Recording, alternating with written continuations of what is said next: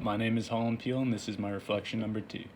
As I look back at our history class and consider topics that most disturbed me or that I had pride in, there were many examples to draw from, but what was difficult was to delineate a clear position being either disturbing or prideful of.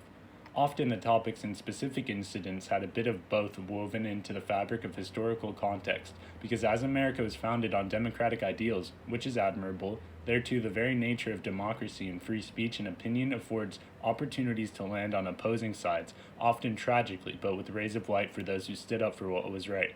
As we roll out of Thanksgiving and celebrating our version of a Thanksgiving feast as this happy celebration of pilgrims feasting with Indians, I could not help but look at this through a new, more informed lens.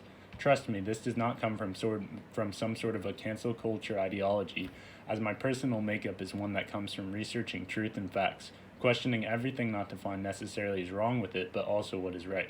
So, with that end, in particular, the topic I chose to discuss with my mom was the treatment of the indigenous people of North America.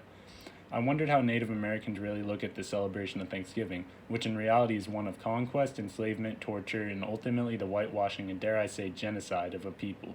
Strong words, I know. So let's start with the definition of genocide. The deliberate killing of a large number of people from a particular nation or ethnic group with the aim of destroying that nation or group. Ouch. Just saying those words against the backdrop of what we learned throughout history class is a kick in the gut and a complete contrast to how we see it in the local elementary class play.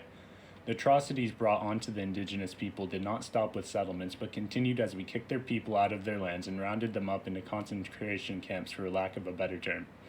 We took their children, made them cut their hair, and turned their back on their culture, their language, their entirety of who they were, with torture under the guise of re-education, with many of the realities of those actions just now coming to light in America and Canada with the discovery of mass graves.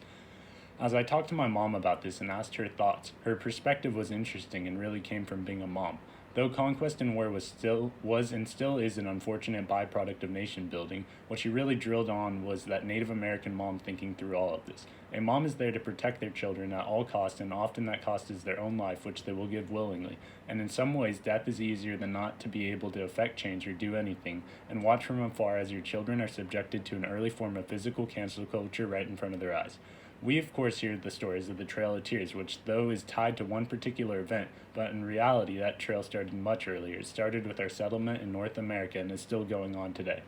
At least it is being discussed in a more open way now. We can't change history, but we can certainly acknowledge the reality of its truth without sticking our head in the sand, and endeavor to learn from it, make amends where possible, and understand that even now it could happen again, and to remain diligent and to assure it never does.